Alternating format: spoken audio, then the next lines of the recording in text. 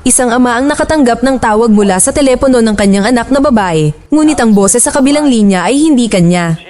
Ito ay kay Stanley, isang lalaking inakala niyang matagal nang patay, isang lalaking pinatay niya ang anak.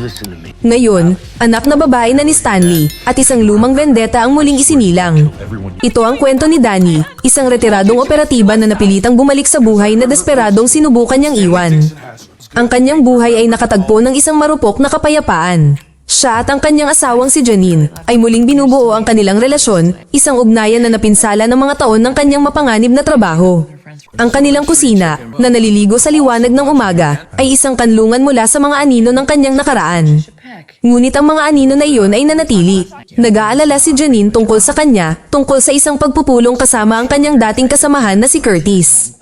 Alam niyang hindi mag-aalok si Curtis ng madaling trabaho. Natatakot siya na baka hilahin nito si Danny pabalik sa gera. Ipinangako ni Danny sa kanya na hindi siya papayag sa kahit ano, na ang kanilang bagong tuklas na kapayapaan ang pinakamahalaga. Tiniyak niya sa kanya na gusto lang niyang uminom sila ng kape para makasama ang kanyang dating kaibigan. Ngunit ang alok na inialok ni Curtis sa mesa ay higit pa sa isang pag-uusap sa kape. Ito ay isang pribadong kontrata na may malaking sweldo, isang gininto ang pagkakataon. Pangungunahan niya ang isang team na kilala at pinagkakatiwalaan niya at muling buuin ang dating banda. Nakakatukso ang kanyang offer, parang isang sirena na tumatawag sa nag-iisang buhay na sa tingin niya ay tunay siyang mahusay. Samantala, daan-daang milya ang layo, ang kanilang anak na si Alex ay namumuhay ng normal na buhay bilang college student. Nasa isang party siya kasama ang mga kaibigan, pinag-uusapan ng kanilang mga crush at mga plano sa katapusan ng linggo. Isang batang lalaki na nagngangalang Justin ang interesado sa kanya at pagkatapos ng ilang mapaglarong paghihikayat mula sa kanyang kaibigan, nagkakilala sila. Mabait si Justin, ramdam niyang may pinagdaanan itong mahirap at nakinig siya. Nang matapos ang gabi, hinatid siya nito pauwi. Isang simple at perpektong pagtatapos ng isang party sa college, ngunit ang kanyang biyahe ay hindi katulad ng inaakala niya. Ang driver ay isang estranghero at ang simpleng paglalakbay patungo sa kanyang dorm ay naging isang pagdukot. Kinabukasan, nawasak ang mundo ni Danny dahil sa isang tawag sa telepono. Ang boses ni Stanley, isang multo mula sa kanyang nakaraan, ay isang nakakakilabot na pangako ng karahasan. Malinaw ang banta, kung madadami ang mga autoridad, mamamatay si Alex. Nakiusap si Janine sa kanya na huwag mag-isang pumunta, tawagan muna nila ang FBI. Ngunit kilala ni Danny si Stanley. Alam niyang ito ay isang personal na digmaan, isang patibong na inihanda para lamang sa kanya. Wala siyang ibang pagpipilian at kailangan niyang umalis ng mag-isa. Ipinangako niya kay Janine na iuuwi niya ang kanilang anak na babae, isang pangakong sinilyado ng bigat ng kanyang buong mundo. Nagmaneho si Danny buong gabi. Nakarating siya sa itinalagang lugar, isang liblib na kagubatan na nasa hangganan ng isang isla. Ito ang teritoryo ni Stanley. Sa islang iyon, nagising si Alex sa isang simpleng kubo, isang bilanggo. Sinalubong siya hindi ni Stanley, kundi ng isang dalagang nagngangalang Lily. Si Alex, na nagmamatigas, ay iginiit na pupuntahan siya ng kanyang ama. Ngunit si Lily, isang matagal ng bihag, ay nawalan na ng pag-asa. Binalaan niya si Alex na imposibleng makatakas, na ang islang ito na ang kanyang tahanan ngayon. Sinimulan ni Danny ang kanyang pagmamanman, minamanmanan ng isla mula sa malayo. Pinagmasdan niya ang mga tauhan ni Stanley, na armado at nagpapatrolya sa baybayin. Alam niyang ang pag-atake ng walang plano ay pagpapakamatay. Ang kanyang plano ay matapang at walang ingat, sumuko siya. Pagpasok sa lungga ng leon, hinayaan niyang hulihin siya ng mga tauhan ni Stanley. Isang malaking hakbang ang makapasok sa loob, malaman ang layout at hanapin ang kanyang anak na babae. Sa sandaling madakip nila siya, nagsimulang kumilos si Danny. Nakawala siya, natalo ang mga bumihag sa kanya sa isang mabilis at brutal na pagpapakita ng husay niya sa pakikipaglaban. Kinuha niya ang kanilang bangka at nagtungo sa isla.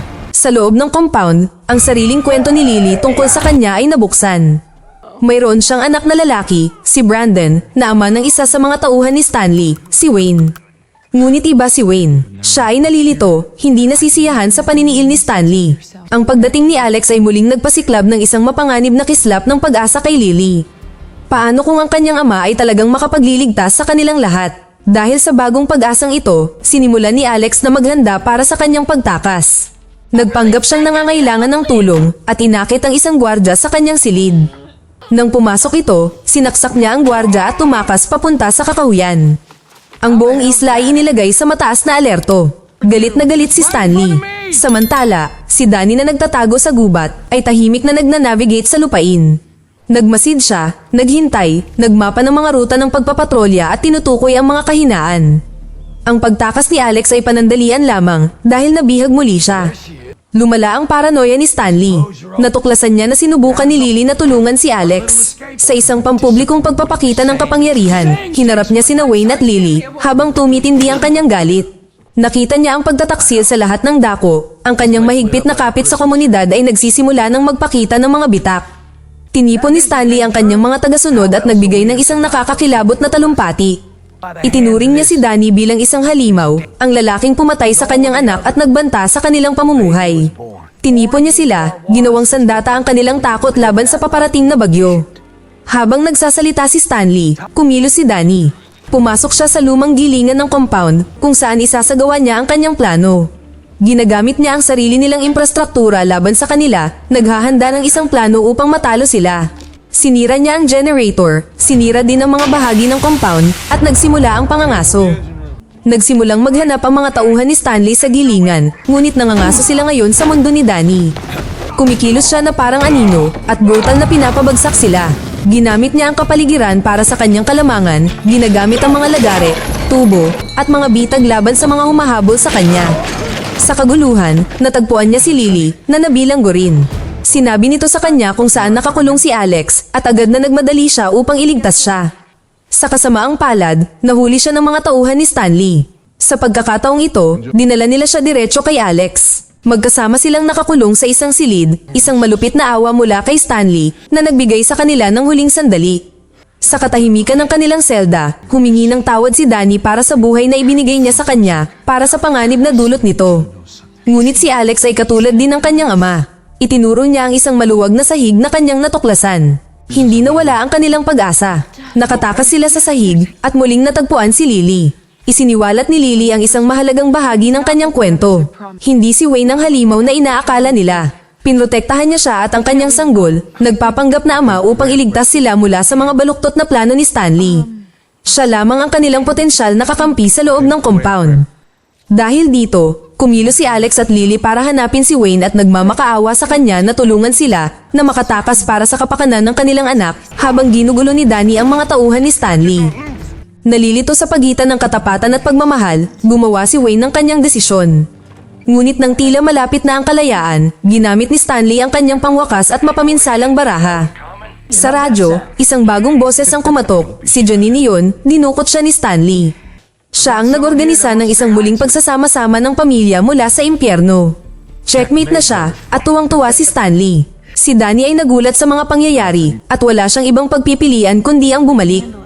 Inutusan niya si Alex sa isang desperadong plano para sa mga hindi inaasahang pangyayari. Isang huling sugal kung sakaling mabigo siya.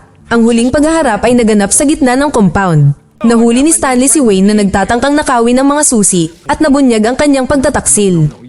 Habang naghahanda si Stanley na patayin siya, gumawa si Wayne ng huling pakiusap, hindi para sa kanyang buhay, kundi para sa kaluluwa ni Stanley. Ipinaalala niya rito ang kung ano siya dati bago siya ginawang isang malupit ng kapalaran. Muntik nang gumana ang pakiusap, ngunit huli na ang lahat. Dumating si Danny, sumuko upang iligtas si Janine. Habang nakatutok ang baril sa kanyang pamilya, hinarap ni Danny ang kanyang kamatayan. Taos-puso siyang nagpaalam kay Janine, isang patunay sa pagmamahal na nagtulak sa kanya. Ikinwento niya ang kanyang mga panghihinayang, ang oras na nawala sa kanya, at ang perpektong pamilya na muntik na niyang sirain. Habang itinataas ni Stanley ang kanyang baril para sa kanyang katapusan, isang putok ang umalingaw-ngaw.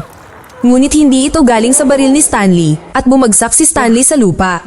Nakatayo sa pintuan sa isang kalapit na cabin si Alex, hawak ang isang baril. Nagawa niyang mailigtas silang lahat, at naging epektibo ang planong pang-emerhensya. Pagkatapos nito, nagsimulang maghilom ang wasak na pamilya. Tumakas sila sakay ng bangka habang papalubog ang araw, iniwan ang isla at ang mga nakaraan nito.